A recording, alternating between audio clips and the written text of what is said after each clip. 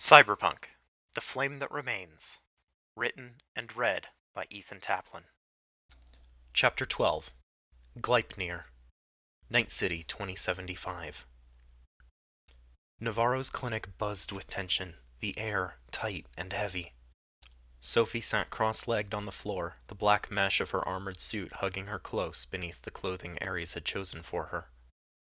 A data shard danced across her fingers like a magician's coin, its flickering edge catching the light. Ares lingered near, watching closely. A backpack sat by his feet, hastily packed with tools and weapons from his apartment in H5. On the medical table, Liv sat upright, spine straight, left arm raised above her head, eyes fixed somewhere distant as Elise Navarro finished stitching the last angry gash along her ribs. Her breathing was even, but her fingers betrayed her. They flexed and curled rhythmically, a subtle sign of unease. Not pain. Liv could handle pain. It was the waiting that unsettled her. She was used to being the one with steady hands, the one delivering care, not receiving it. She didn't speak, didn't complain, but there was a quiet impatience in the way her eyes flicked toward Sophie and Ares, as if she were mentally pacing the room while her body was forced to remain still. Astrid stood near the doorway, dark and composed in the clothing Sophie had chosen for her. Simple, practical, quiet. Her eyes were far away, and every so often her lips moved in silence, a private conversation unfolding somewhere beyond her gaze. Whether it was with Heimdall or herself, no one asked. "Are we done yet?" Liv asked softly, her tone a blend of forced calm and restless urgency. Not irritation, but readiness. Her fingers stilled momentarily as Elise tied off the last stitch. "You're lucky I didn't put you on bed rest," Elise replied without looking up. "You keep moving around like this, and I still might have to." Sophie spoke before Liv could protest. She let the shard settle in her palm. "We need a way out of Night City. A flight to Oslo, fast." Ares shook his head immediately. "Not through NCX. Orbital Air's security is corporate military grade. Full biometric profiling, armed checkpoints, drones, behavioral scans. We could probably buy tickets legitimately, but I don't figure any of you are willing to endure that delay. Even if we did, we couldn't travel with our gear. They disable every bit of chrome weaponry, down to smart gun links. Not that we'd get one past security. And they would definitely confiscate your suit, Sophie. I don't think NCX is gonna be our ticket out of here." Sophie grimaced. "Y'all could head out into the Badlands," Navarro chimed in, drying her hands on a stained towel. "Drive a couple hours to San Francisco. There's a little airport there. An old-fashioned airplane will take about 10 times longer to get to Norway than one of Orbital Air's, but it'll get you there all the same." Astrid tilted her head slightly, gaze distant. Her voice was clear but threaded with that familiar, unsettling calm. "Perhaps the gate that bore us still stands unguarded and unused." Ares blinked a few times at her before turning to Sophie for help. "I've never been great at poetry, but you two always seem to know what Astrid means. Could one of you translate?" Sophie couldn't help but smile at him as he asked. "She means the plane Mother sent us here on," Liv said, sliding off the table with a wince. "It's a private transport owned by Ymir, or one of its shells, I'm not sure. The important thing is, if it's still at NCX, we might be able to use it. We wouldn't need tickets or clearance from Orbital Air, just one checkpoint to prove we're the registered party. After that, it'd be ours to take." "And if it's not there?" Ares frowned, arms crossing. He looked between the sisters, clearly weighing the risks none of them had said out loud yet. "Worst case, we tip someone off. NCX logs the query, flags it. Ymir gets notified. Best case, it's empty space and we're back to square one." Liv's eyes glowed blue for a moment before she swore under her breath. "Damn it. My access has been revoked. I can't access the Ymir subnet to check." "My bridge has been burned as well," Astrid said as her eyes dimmed, returning to their usual green. No one spoke for a moment. The silence pressed in, growing thicker with every second. Elise moved quietly in the background, scrubbing her tools and saying nothing. Ares kept watching Sophie, his concern unspoken but plain in his posture. Sophie drew in a deep breath and looked down at the shard cradled in her palm. It seemed almost to pulse coolly against her skin, like something waiting impatiently to be rediscovered. There's a piece of it left, Sophie thought to herself. Just considering looking into the void again sent shivers down her spine. I think I can get in. All eyes fell on her as she rose to her feet, clutching the shard in her hand. I've still got the fragments of Prosopon's mask. I think I can repurpose it to get back into the Emir systems. Ares unfolded his arms. Listen, I know you're good at this, but you told me that thing was a trap from the start. It was dropped into the Hound subnet intentionally to look for you, and it's what's dragged you back into this mess in the first place. His voice was tense, full of worry. If that thing sets off alarms again, it could be even worse than setting off red flags by asking the wrong questions at NCX. He stepped forward, placing a hand on Sophie's shoulder. Are you absolutely sure about this? She placed her hand on his. No, I'm not sure. If I screw up, I could bring the entire corp's attention right to us. It's the option with the biggest risk, but I'd say it's the one with the biggest payoff. She raised her eyes to meet his. But I'm not going to decide this alone. A beat passed, then Astrid spoke. Her voice was soft but unwavering. The darkest paths inspire the deepest fears, but they often lead us home. She's on board, Liv said, translating for Ares. I actually got that one, he chuckled. I'm in too. I trust you, Sophie. If you think this is our best course of action, I say we take it, Liv continued, the last of the tension falling from her shoulders. Sophie looked at them, Liv, Astrid, and Ares. Finally she turned to Elise, who didn't speak, but gave a small nod from where she stood at her cleaning station. She turned back to Ares and felt her cheeks growing warm as he gently squeezed her shoulder. Oh, you two are so cute together, Liv burst out giggling. Sophie's face immediately went bright red. She turned to Liv, who looked as though she might topple over in her laughter. I'm sorry, I just couldn't hold it in any longer, she gasped, still giggling. Astrid's lips curled into a smile too, but she did a better job of containing her amusement. Sophie rolled her eyes, but allowed herself to smile as well, especially since Ares made no attempt to protest, or even lift his hand from her shoulder. A quiet strength filled her heart as she sat on the floor once more and pressed the data shard into one of the slots behind her ear. The world shifted around her, pixelating as she closed her eyes. She felt the mesh of her bodysuit pulsing against her skin, electrical signals amplifying as she crossed the border into cyberspace. Okay, Sophie said, more to herself than anyone else. Let's see if the devil left the door unlocked. She stood on the surface of a frozen lake amid a snow-covered forest. From within the lake, it emerged. The bodiless mask was smooth and featureless, like a mannequin with red eyes.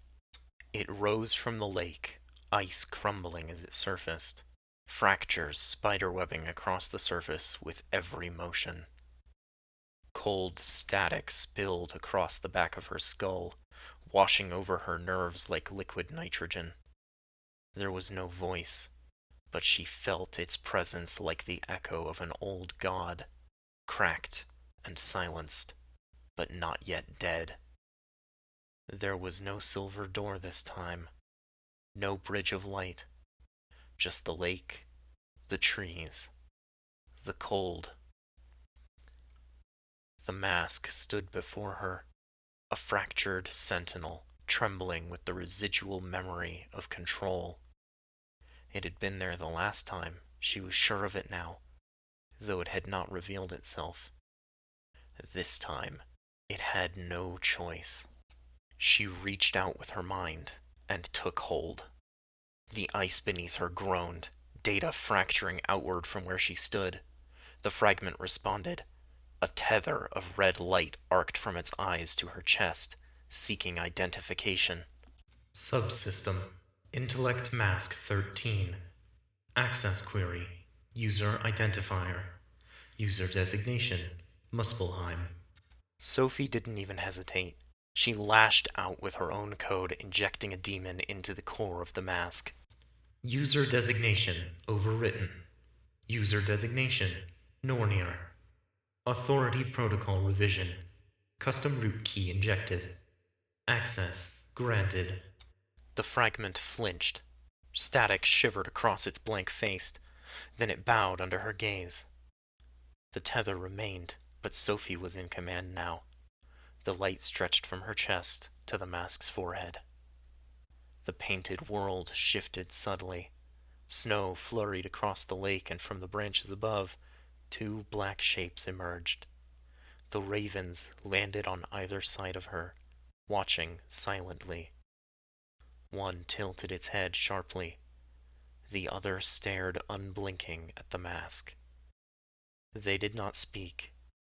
They did not guide her hand. They were there simply to witness what was being reclaimed.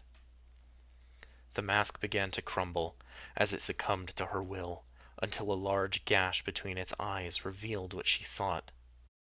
The ravens shifted. One snapped its wings and took flight. The other tilted its head again, turning its gaze on Sophie, then spread its wings and joined the other. Sophie stepped back from the edge of the water. "It's there," she said as she opened her eyes. "Platform 6, still docked, still quiet." Ares' SUV rumbled down the cracked freeway, chewing up the distance between Vista del Rey and Del Coronado Bay. The Thornton Merrimack wasn't factory fresh or showroom tuned. It had been gang property long before Ares had laid hands on it. Back then, it was an overclocked mess. One half had been held together with stolen parts, the other with spit and hope. One of the Hound's more unhinged street enforcers, Tyler Montero, a wholly unsavory character who liked to call himself Deathwing, had used it for rough extractions and joyrides alike, until he'd pissed Bite back off one too many times. Sophie didn't know what the final straw had been, and Ares hadn't asked any questions when he'd been handed the keys. He'd just started fixing it.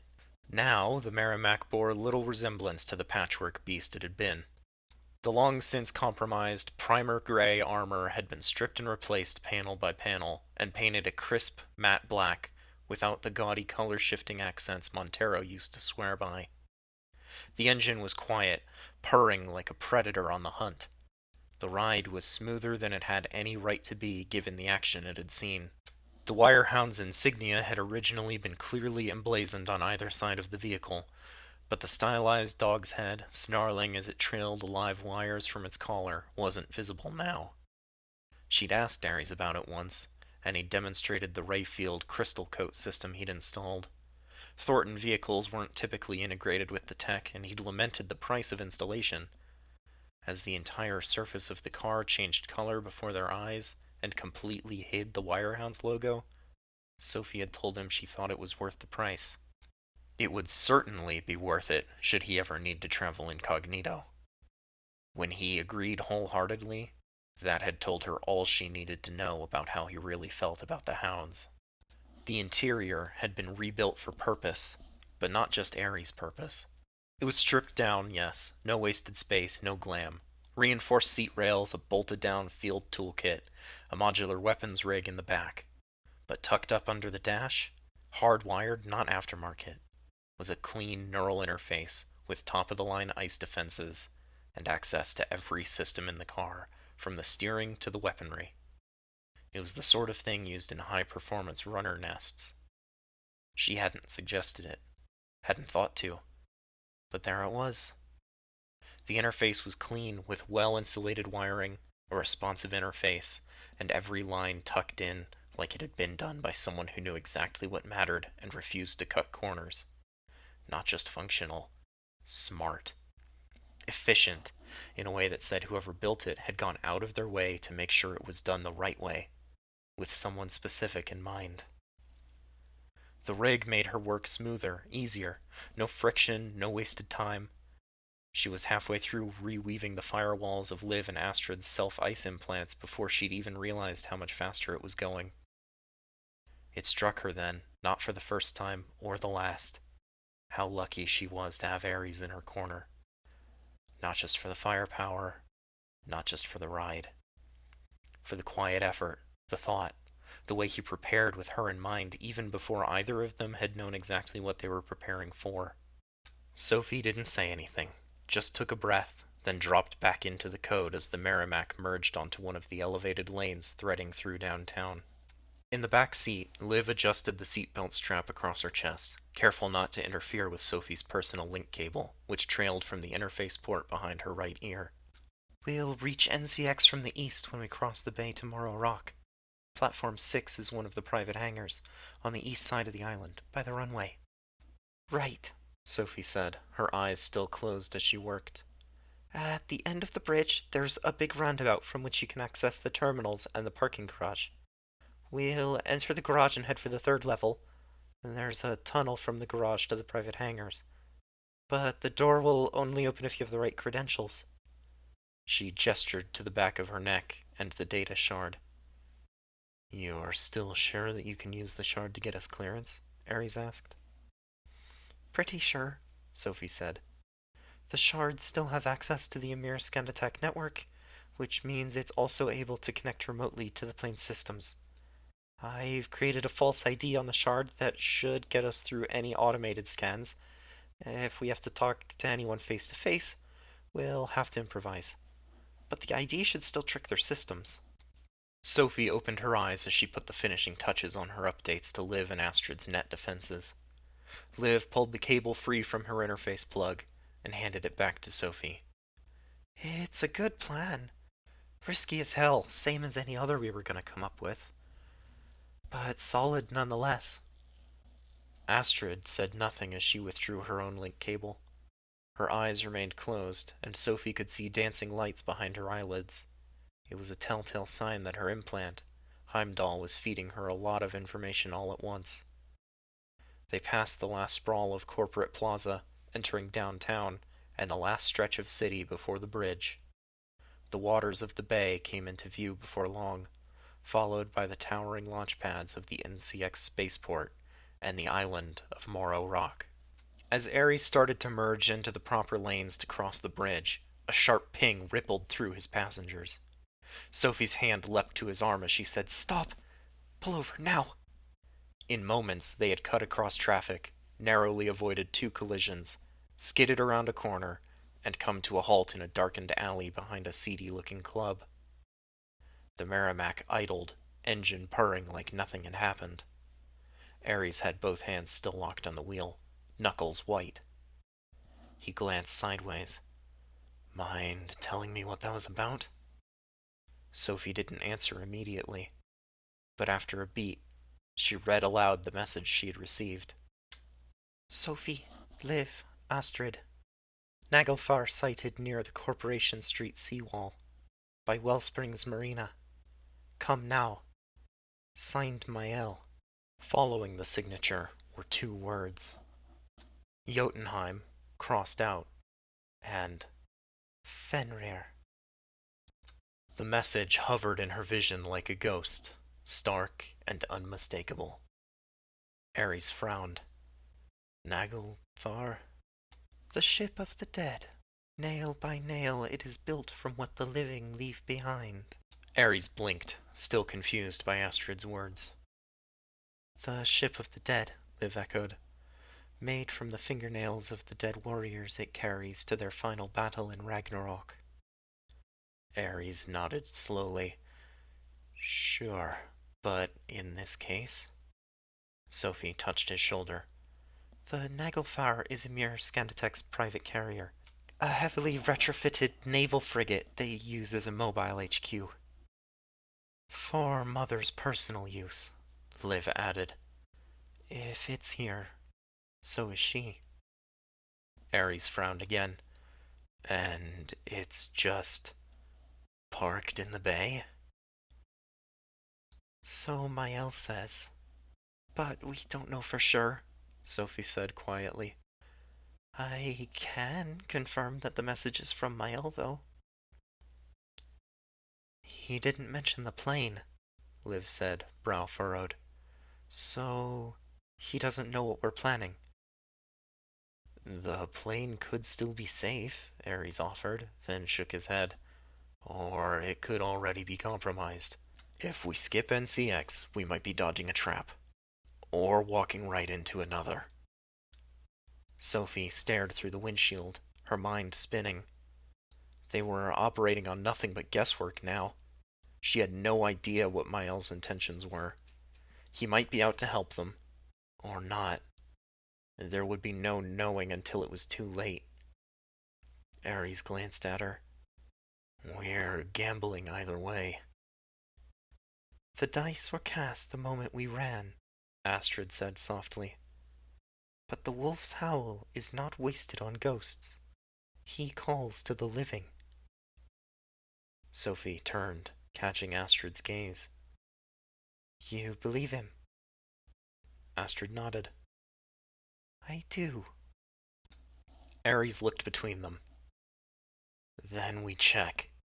He didn't hesitate, spinning the Merrimack out of the alley's shadow, tires spitting smoke as they rejoined the flow of traffic.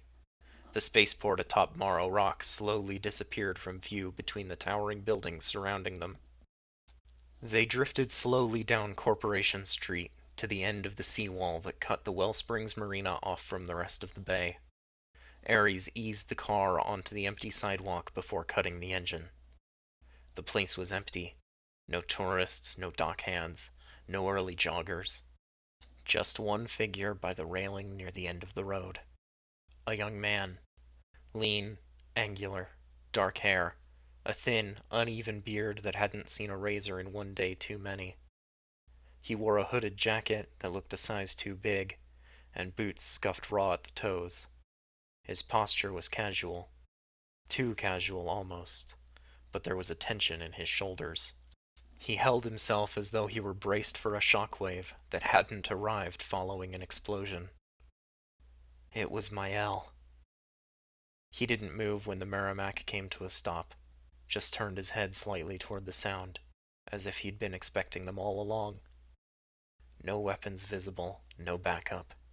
Just him. Sophie stared through the window for a moment longer before opening her door. Stay sharp, Ares said. He didn't reach for his pistol, but his eyes scanned their surroundings unceasingly. Sophie nodded once, then stepped out into the clean air. Gravel crunched under her boots as she crossed the street. Mael looked at her fully now, his expression confused. It seemed to Sophie that her brother was pulled between relief and regret. When she was about 10 paces away, he spoke. I'm sorry. His voice barely carried on the wind, but she heard every syllable. I should have done something, he said. When Eric came into your cell, I should have stopped him, tried harder. Anything more than what I did. He dropped his eyes. I didn't. I froze. I let it happen. A breath. His jaw twitched. I wasn't strong enough. The wind tugged at his coat. The bay was silent behind him. He looked up, his voice quieter this time. I thought I could endure it, follow orders, keep my head down. We thought you were dead, but when we found you again... His voice caught, but he continued. When we found you, we were told to throw you in that cell. Mother forbade us even speak to you. You were a problem to contain, not a sister returning home. He hesitated, then added, and Eric. Eric had already broken. He'd gone over the edge. Should have stopped him. I shouldn't have let him get in at all. Should have done something, anything. A breath. But I didn't. And watching what he did to you, what Mother told him to do, that was the moment I knew. We weren't a family. We were assets, disposable, replaceable. He met her eyes again, steadier than before. I didn't just come to beg your forgiveness. I came to break my chains, to make A different choice. Sophie didn't speak. Not yet. She studied him, his posture, his tone, the distance he hadn't tried to close. He had no weapon in hand, no backup in sight.